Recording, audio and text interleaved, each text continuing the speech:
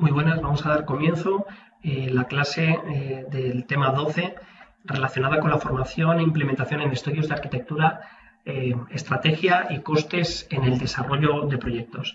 Antes de nada me voy a presentar, mi nombre es David Barco, soy arquitecto tecnólogo con casi 20 años de experiencia en el sector de la construcción. Actualmente centro mi actividad profesional como director de consultoría y formación de la consultora Berrelam BIM en el País Vasco. A su vez, también llevo la dirección del posgrado de BIM Manager de la Universidad Europea en Valencia y tengo pues, una serie de actividades en paralelo relacionadas con la divulgación, promoción del BIM en España, como por ejemplo la coordinación de los grupos de usuarios en Madrid o en País Vasco, o la actividad en las diferentes comisiones, ¿no? Como la Comisión Nacional SBIM o la Comisión BIM Euskadi. Bueno, entrando en materia sobre la implantación BIM en estudios de arquitectura, podríamos decir que en esta nueva forma de trabajar tenemos que empezar a ver los proyectos como modelos preconstruidos, si estamos hablando de la fase de proyectos. Ese modelo preconstruido lo tenemos en la cabeza siempre a un nivel muy visual, muy básico, en 3 dimensiones, pero tenemos que empezar a entender que ese modelo preconstruido va a tener diferentes capas de información, entre las cuales está, por supuesto, la capa de instalaciones, de estructuras del terreno, la capa urbanística, etc. Entonces, tenemos que empezar a ver cómo conformar esto, cómo llegar a este nivel de implantación y para ello, si hablamos de una fase de implantación, lo más importante es tener una estrategia, ¿no? Y sobre todo el saber para qué vamos a implantar la metodología dentro del estudio, ¿no? Es importante que para poder realizar este plan tengamos en cuenta las diferentes sensibilidades de todo nuestro entorno, de todo el ecosistema de trabajo, los diferentes agentes que participan, ¿no? Porque cada uno de ellos va a tener una serie de exigencias, igual que nuestros colaboradores, dependiendo del nivel que tengan, pues tenemos que ir adaptando ese plan de implantación que queremos hacer a las necesidades de todo el conjunto de ellos. Este plan que tenemos que definir debería ser un plan a corto, medio o largo plazo, ¿no? Con diferentes hitos para calibrarlo y empezando por proyectos, digamos, que tengan un mínimo de información, ¿vale? Sin que tenga un esfuerzo excesivo, ¿no? Parece, digamos, lógico que en este escenario un proyecto básico sería un muy buen primer proyecto para empezar. Este primer proyecto no debería ser un proyecto complejo a nivel de geometrías o que tenga unos plazos excesivamente apretados, ¿no? Evidentemente, este proyecto básico lo llevaremos a proyecto de ejecución y luego posteriormente en obra, ¿no? Y el aprendizaje que vayamos teniendo nos dará pie a que en un momento dado hagamos un proyecto, un anteproyecto también en BIM para ir cubriendo todas las fases que tenemos dentro de los estudios de arquitectura. Tenemos que entender que este proceso no es solo pasar del CAD al BIM, sino que realmente es un proceso de transformación digital en el que vamos a tener múltiples tecnologías alrededor, ¿no? Para poder llegar a este término, tenemos que tener una serie de compromisos, ¿no?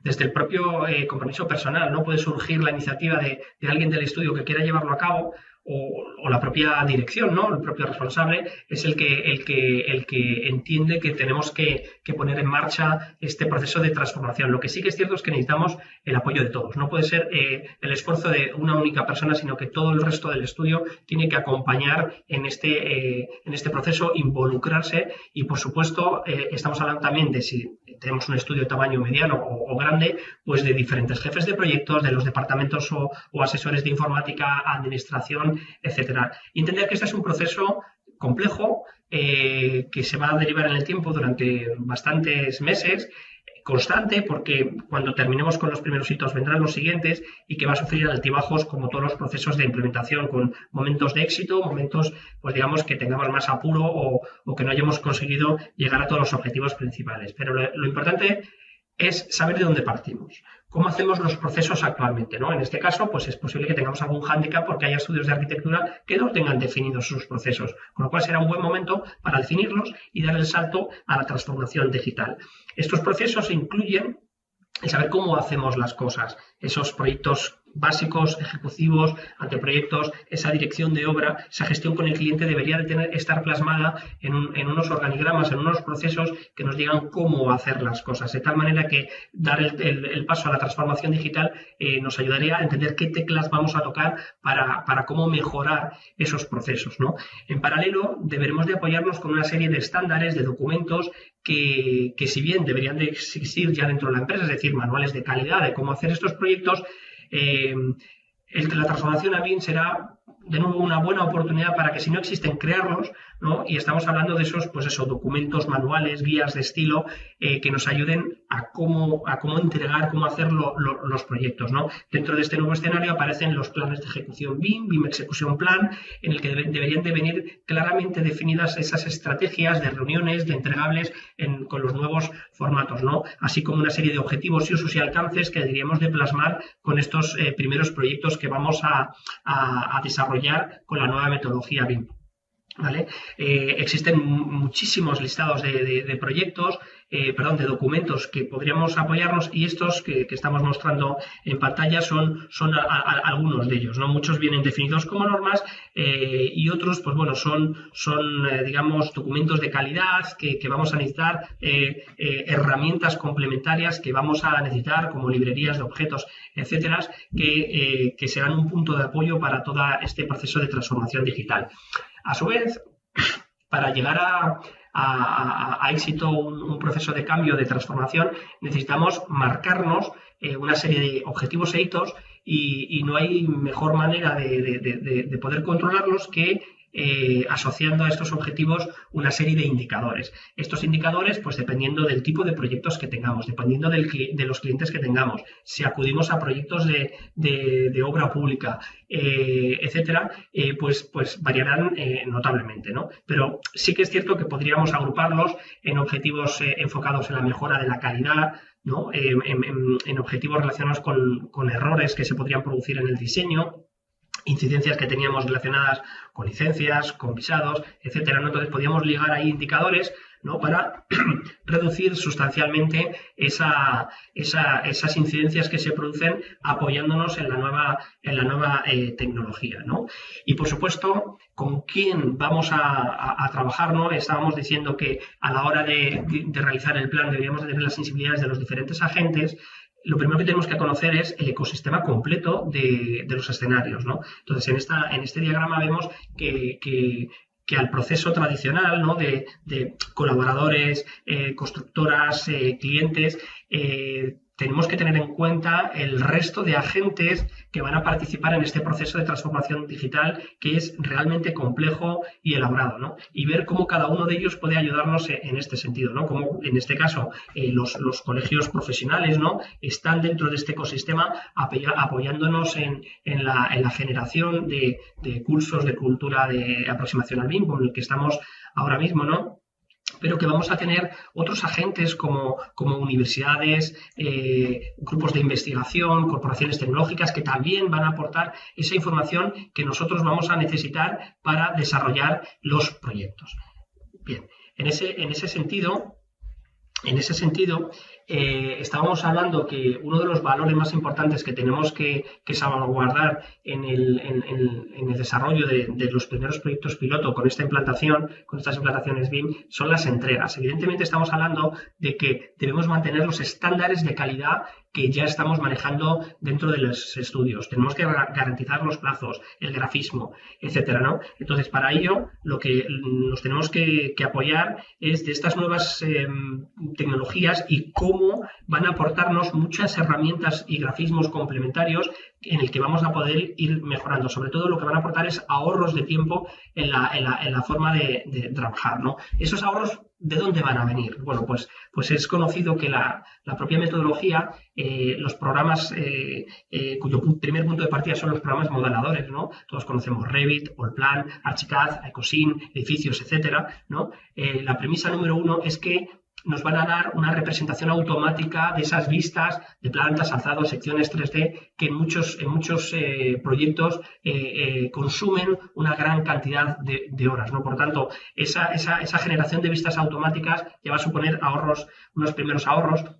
¿vale? Pero sobre todo lo que va a aportar es una calidad, porque vamos a tener una garantía de que la información, la representación de la información procede de una única fuente, ¿no? Por lo tanto, especialmente partiendo de esta premisa, cuando haya modificaciones es donde vamos a ver principalmente las ventajas de la implantación de la metodología. Pero no solo eso, ¿no? Sino que también la posibilidad de obtener vistas enriquecidas, ¿no? Como el ejemplo que los planos que estábamos poniendo de ejemplo antes de estas diapositivas, ¿no? La rapidez con lo que vamos a sacar comprobaciones de superficies, de inventario, ¿no? De control de elementos, de la cuantificación, mediciones rápidas, ¿no? Los planos actualizados y con listados únicos en el mismo entorno, ¿no? Esas mediciones que estamos creando van a ser mediciones que se actualicen en tiempo real, ¿no? Acotaciones con sistemas mucho más rápidos de acotación más optimizando los procesos actuales, ¿no? Y cómo, sobre todo, tenemos un entorno de coordinación de todas las disciplinas, ¿no? De arquitectura, de estructuras, de instalaciones, del terreno. Nos va a ayudar a que los técnicos aprovechemos el proyecto para ser más técnicos, ¿no? Y menos delineantes, entre comillas, ¿no? Y sobre todo nos va a ayudar a hacer un mejor trabajo, ¿no? Tenemos que entender que dentro de todo este proceso de implantación también vamos a tener inconvenientes, ¿no? Es decir, que tenemos que esa tensión de mantener los plazos de un proyecto convencional hasta que encontremos en los clientes, digamos, ese punto de entendimiento en el que ellos son conscientes de que llevar a un proyecto BIM al máximo nivel requiere un mayor esfuerzo en la fase de proyecto, ¿no? Eso va a ser un traspase que va a ser progresivo y en el que ya hemos tenido experiencias con promotores que son sensibles a estas necesidades, ¿no? Es cierto que otro de los inconvenientes que producen es que no todo el mundo quiere cambiar, ¿no? Entonces va a haber ese movernos de la silla, es un punto que los responsables de las implantaciones tienen que saber llevar con la gente del equipo, ¿no? También el hecho de que voy más rápido trabajando con tecnologías CAD, ¿no? Esa resistencia a pasar del CAD al BIM va a ser algo que tenemos que calibrar bastante bien, ¿no? Otro aspecto importante es que en los programas modeladores se modela como se construye, ¿no?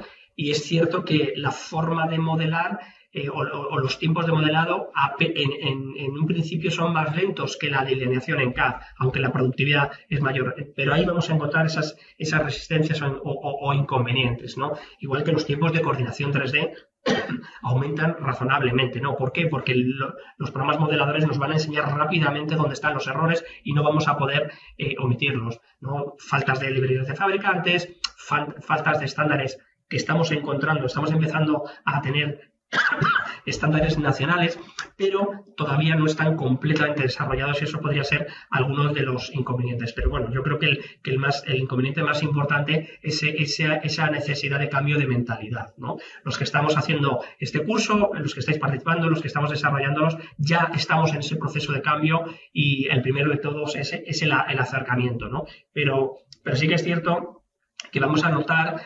un cambio sustancial en la forma de corregir, por ejemplo, los proyectos, de las revisiones con los clientes, ¿no? La relación de coordinación con las ingenierías, ¿no? Con los colaboradores externos también va a verse afectada en la forma, porque está cambiando el contexto, ¿no? Los plazos de producción también van a ser importantes, ¿no? Y sí que es cierto que va a haber unas formas de comunicación y organización completamente diferentes, ¿no? Vamos a pasar de una forma de comunicación basada en una maraña de datos, en cientos de emails y repositorios, con muchísimas actualizaciones y con una trazabilidad a veces confusa, ¿no? A un entorno donde la información está estructurada y donde la comunicación va a producirse con avisos en vez de con emails y donde el enriquecimiento de la salida de datos va a ser realmente notable, ¿no?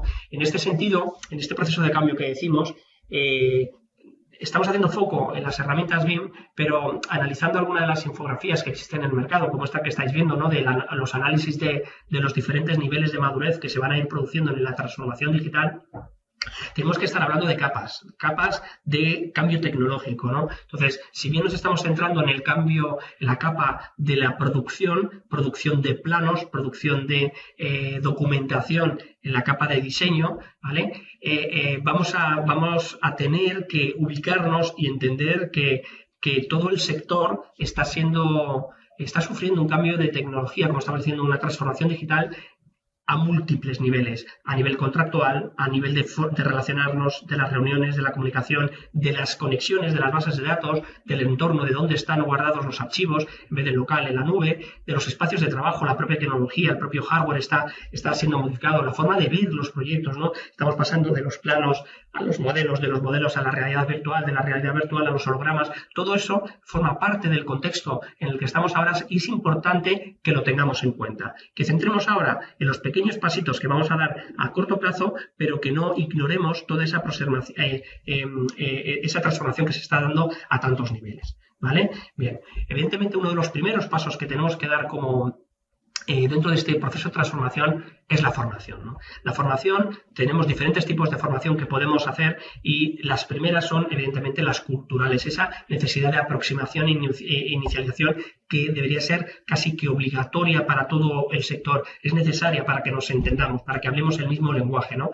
Va a haber cursos y formaciones más técnicas relacionadas con el modelado, con la producción de planos, con la producción de modelos, de visualización de los mismos, de simulaciones, simulaciones de cálculos, simulaciones de tráfico peatonal, de tráfico rodado, simulaciones de incendios, de inundabilidad, ¿vale? Va a haber formación relacionada con la propia gestión, el BIM Manager, la metodología, los procesos, formación relacionada con coordinación, la nueva forma de revisar los modelos o auditarlos, ¿no?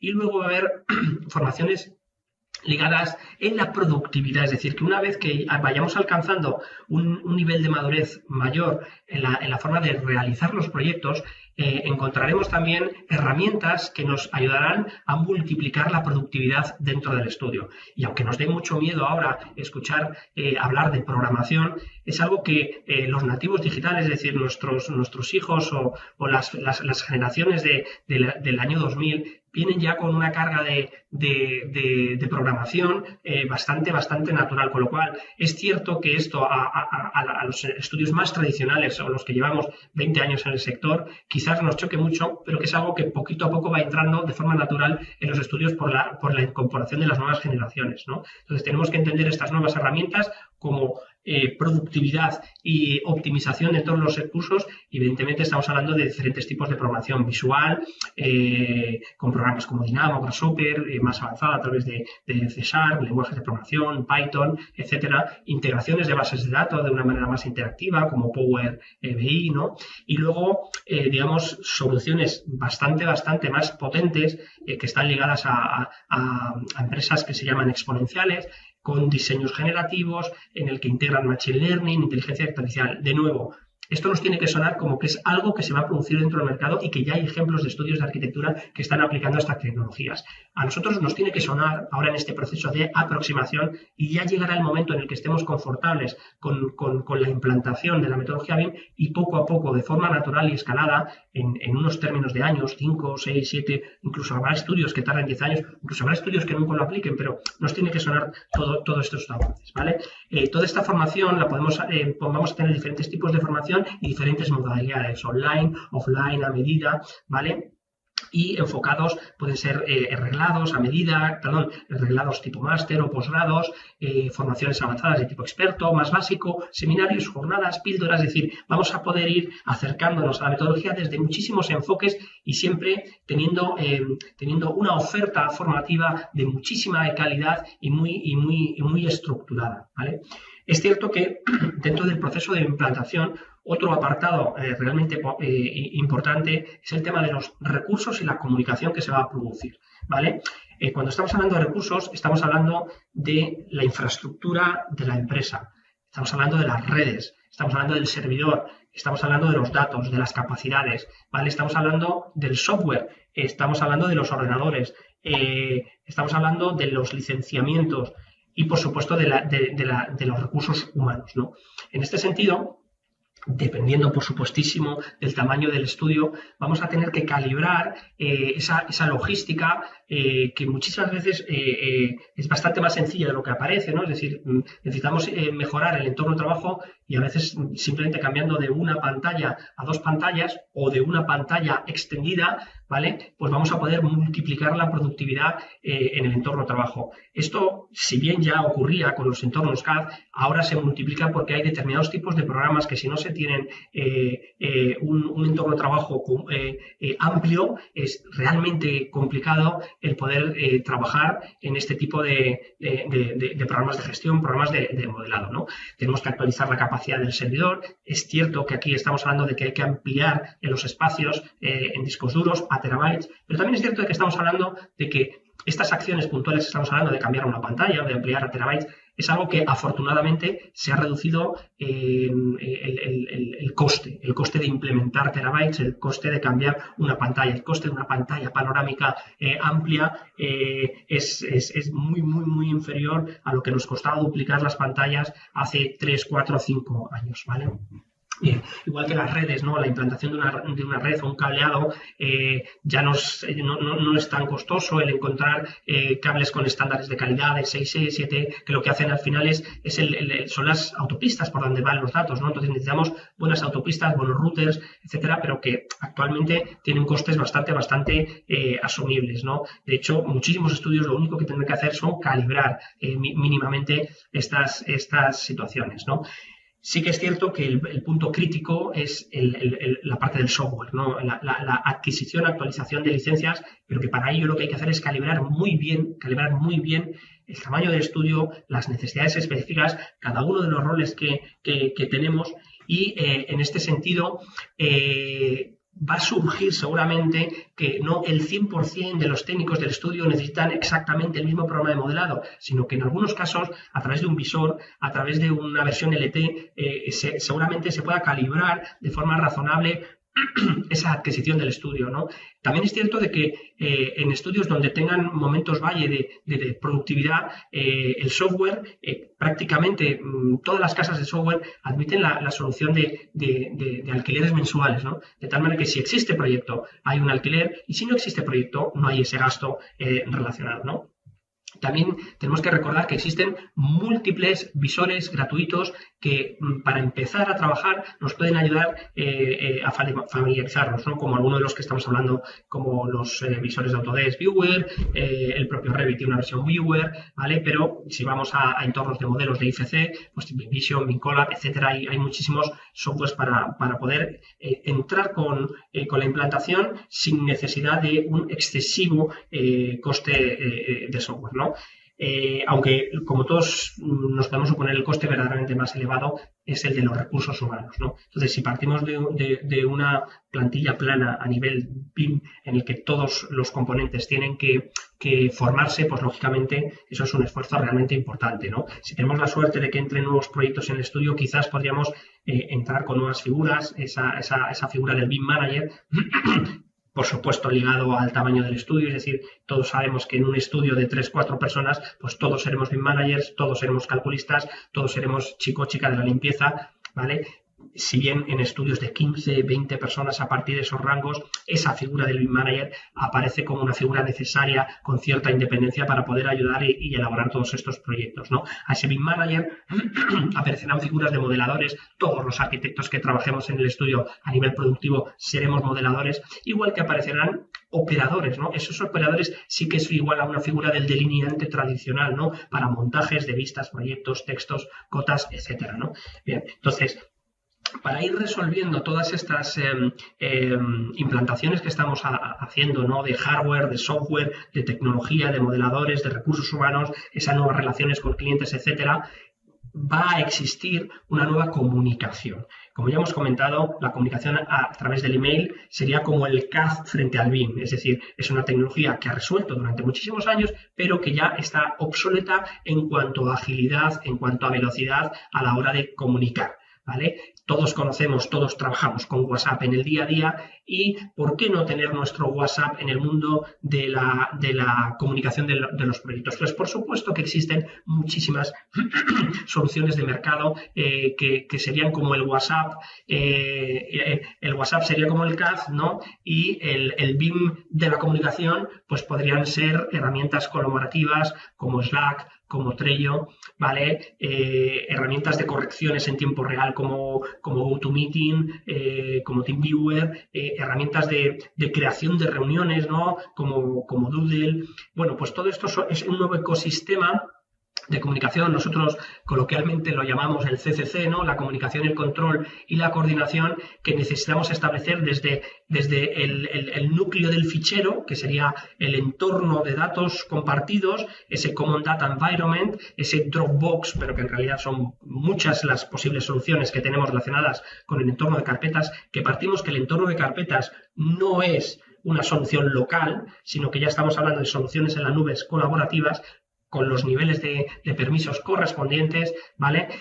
Sobre esa capa de datos, sobre esa capa de ficheros, crearemos un entorno de tareas ágiles siempre, basándonos en soluciones de tareas ágiles como GestProject, como Wrike, como Asana, como Trello, ¿vale? Y sobre esas tareas aplicaremos las herramientas de avisos y comunicación y reuniones como la que hemos comentado de Slack, el Handouts, etcétera, etcétera, ¿vale? Cuando estamos hablando de entornos de datos compartidos, aquí de nuevo tenemos diferentes grados de entornos de trabajos compartidos, desde las soluciones más sencillas y accesibles como el Dropbox, el Google Drive, el OneDrive, etcétera, ¿vale? Evidentemente estas soluciones tienen unas funcionalidades muchísimo más reducidas que otros entornos de trabajo compartido, que sean soluciones a medida que se han producido dentro del entorno BIM, soluciones más avanzadas como Aconex, como ProjectWise, como ThinkProject, etcétera, que evidentemente son soluciones de pago, que solo están más enfocadas para grandes proyectos, pero que evidentemente tienen una serie de funcionalidades muchísimo más completas. Ya hemos citado todo el tema del software, ¿vale? Hemos citado algunos formatos, pero sí lo que tenemos que conocer es las diferentes necesidades de software en función de las soluciones que vamos a aportar al proyecto. Es decir, que si solo estamos dentro del entorno de modelado o de generación de proyecto de arquitectura, pues estaremos en un rango de soluciones, pero si trabajamos con las diferentes áreas, pues tendremos que aportar nuevos softwares o nuevos marcos de interoperabilidad. Lo que sí que es cierto es que no debemos de centrarnos solo y exclusivamente en el ámbito de la producción de modelos y planos, sino que tenemos que tener en cuenta todo lo que es la capa transversal a la gestión de la empresa y, por supuesto, los sistemas de calidad, la parte de gestión documental, la parte de gestión empresarial, la parte de la economía de la empresa, de facturación, de control de horas, etcétera, etcétera, ¿vale? Evidentemente, vamos a encontrarnos con ecosistemas desde muy sencillitos, en los cuales tendríamos un programa de CAD, con un programa de presupuestos, con un programa de cálculo y un Excel y poco más, ¿vale? A ecosistemas en los cuales, pues con empresas de cierto tamaño, vamos a tener diferentes grados de software, ¿no? Entonces, evidentemente, dependiendo del tipo de proyectos, pues podemos entrar con una parte de modelado inicial, con diseños previos, más ligados al urbanismo, al levantamiento local, ¿vale? Luego, lógicamente, podemos entrar también con unos anteproyectos, con unos croquis, con unos sketches, ¿vale? Y luego podemos pasar ya a la fase más de proyecto básico, etcétera, etcétera, modelando y acompañándonos de la parte de cálculo de estructuras, de cálculo de instalaciones, ¿vale? Incluso en algunos proyectos, pues, ¿por qué no tenemos a lo mejor algo más relacionado con fabricación o con diseño industrial? Evidentemente, también, si llegamos a la fase de obra, pues vamos a tener una serie de softwares específicos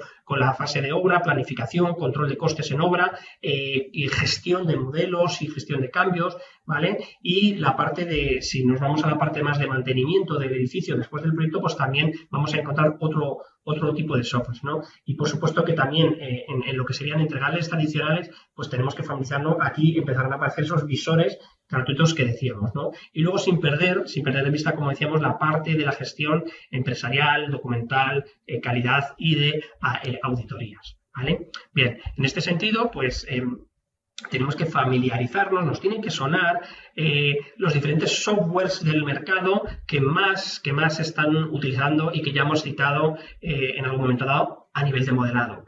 Revit, Allplan, Icosim, Archicad, Buildoceros, Solid, Inventor, Fusion, Vectorworks, SketchUp, etcétera, etcétera, etcétera, ¿no? Si entramos ya con parte de cálculo de instalaciones, pues entrarían los CIPES, los TCalcs, los Tecton, DDSCAD, etcétera, etcétera, ¿no? Entonces, ese diferentes entornos de software nos tendrían que sonar, y lo que podemos hacer es hacer unos cálculos aproximados de si selecciono pues una herramienta de modelado como Revit, si utilizara un software de gestión de modelos como Navisworks Manage, por ejemplo, algún software gratuito, ¿no? de Design Review, algún colaborador, algún programa de gestión, un gestor de documentos, ¿vale? En función de un programa de comunicación, ¿vale? Pues al final todos ellos, en función del rol que tendríamos,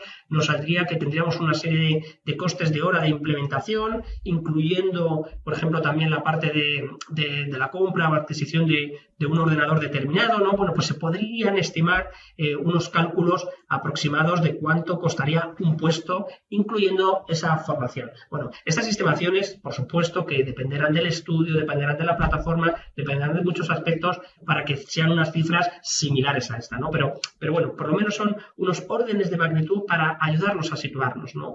Bien. Finalmente, nosotros tenemos que controlar todo lo que estamos haciendo, ¿no? Y para ello debemos de tener un sistema clarísimo de cómo se inicia un proyecto, cómo se desarrolla un proyecto, cómo se gestiona, coordina y cómo se garantiza el control y la calidad del mismo. Para ello es indispensable disponer de un marco. Un marco, llámale de tablas, de checklists, de documentos, de herramientas que nos ayuden a ver que si yo he chequeado estos puntos, ¿vale? Lo estoy haciendo bien, ¿vale? Para ello existen múltiples guías, material complementario, como habréis visto en la información del curso, pues alguna de las personas que estamos dentro de este mundillo, pues hemos puesto nuestro pequeño granito de arena y hemos hecho publicaciones personales, libros de guías de implantación y desarrollo de proyectos en el que aportamos estos pequeños esquemas en los que te puedes apoyar para desarrollar el proyecto, ¿vale? Evidentemente, además de esos esquemas, necesitamos controlar y conocer la esencia de los modelos. La esencia de los modelos se basa en las familias, en los objetos BIM que están incorporados dentro del modelo, que son con los que yo voy construyendo el proyecto, ¿no? Entonces tenemos que entender cómo funcionan esos objetos BIM, las diferentes capas de información que contienen los objetos y los diferentes grados de desarrollo a los que puede llegar, ¿no? Controlando esa información, controlaremos el proyecto, ¿vale? Además, como estamos diciendo, debemos de tener plantillas para desarrollar los proyectos. Empezaremos, lógicamente, nuestro primer proyecto será plantillas un poco más en blanco, pero las iremos construyendo de tal manera que optimizaremos muchísimo un segundo proyecto, ¿vale? Esas plantillas tendrán tablas de mediciones, sistemas de colores que me ayuden a entender las cosas, estarán resueltos sistemas constructivos que a lo mejor en un primer proyecto me ha costado un poquito más, ¿vale?